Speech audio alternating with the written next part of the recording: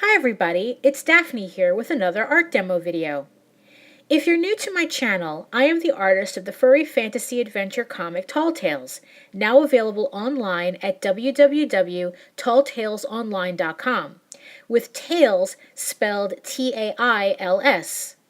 The first story arc, Thieves Quest, is also available at my website in a complete trade paperback collection containing all 20 issues in one volume. I am currently at work on the second story arc of the series called Tall Tales: Tears of the Mother. It's scheduled to be an 8-issue arc, and we will be printing individual issues as well as a collected trade once it's completed. In today's video, I am inking in the character reference sheet for Lady Lily Balsdeath. I have half the page she is on covered because it has the base for another character I haven't drawn in yet, and I don't want to be distracted by it, or worse, accidentally ruin it. Our heroes meet Lady Balsdeath when they go in search of a guide who can help them through the treacherous underground maze to reach the Fountain of Talus, and her companion drawer seems to fit the bill. But Clea finds out quickly that Lily Balsdeath isn't all that she seems, and is a lot more dangerous than she looks. In my last video, I spoke about how important it is to be patient with your practice in order to get the artistic skill set that you're looking to achieve. Today, I want to talk about something that seems a little counterintuitive to producing art, but you will need to keep in mind in order to keep moving forward. I spoke a little bit about comparisons and how you can't and shouldn't compare your raw footage with someone else's highlight reel. I like to call this advice staying in your lane. When you're driving, or if you're in a car with someone driving, you'll notice that the safest drivers pay attention to what's going on in front of them and what the other cars are doing without being obsessive on them. However, we're always worried about the car that keeps zipping from lane to lane, trying to be faster than everyone else, but eventually, for all the dangerous maneuvers, they have to eventually slow down and keep pace with the drivers around them, unless they want to create an accident. Art is the same way. We go on galleries on DeviantArt and we enjoy all the different art people put out and take a lot of inspiration from them. But it starts to get dangerous when we start to compare our art to theirs in a way that's not conducive to learning. It's easy to get jealous of other artists, especially when we struggle so much with our own work. We want the skill and maybe even the attention they get, but we're just not there yet, and even worse, it might take a while still.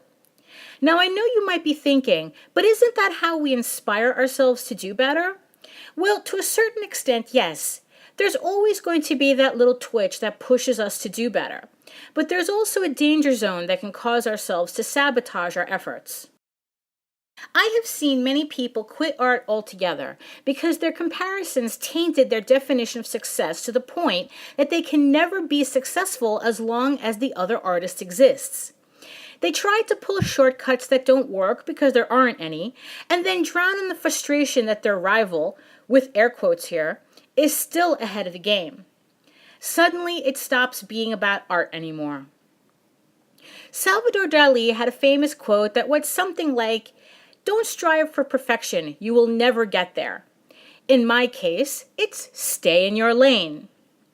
Stay in your lane worked wonders for me when I was working on the first issue. Instead of comparing myself in a rage with people who worked at their skill longer, thus had time to really hone it, I concentrated on what I could do and what I needed to do. Whatever that other artist was or was accomplishing was none of my business. I started studying my craft late in the game, so as a result, my skill is a bit stunted. To give you an example, my greatest weakness is perspective and creating backgrounds, something that I should have learned from the get-go as a basic skill. But I didn't, and here I am drawing a new comic that needs both of these skills in order to look correct. I could have just as easily faked my way out of it and cursed imaginary rivals who don't know me from anybody, swerving in and out dangerously between cars trying to catch up with them. But instead, I decided to hunker down, put on my blinders, and just do the work as best as I could according to my skill set. I stayed in my lane and only worried about what I needed to do. I got basic perspective books and background references and figured it out as I could.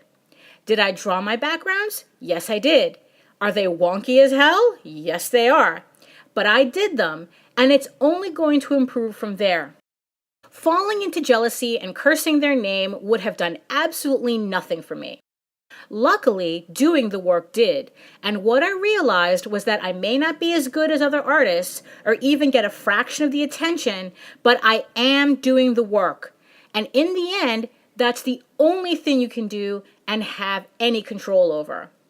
So keep your eyes on your own paper and stay in your lane. So I hope you found this video interesting and informative.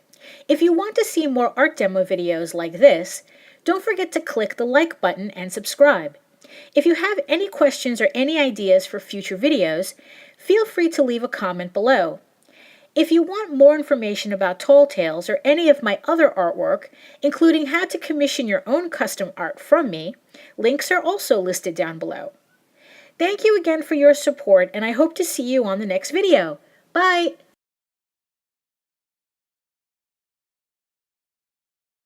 Between training to run and working on comics.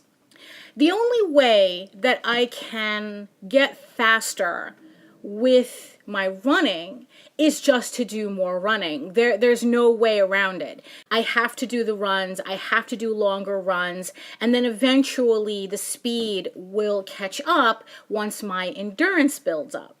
It's the same thing with comics. No matter what I do,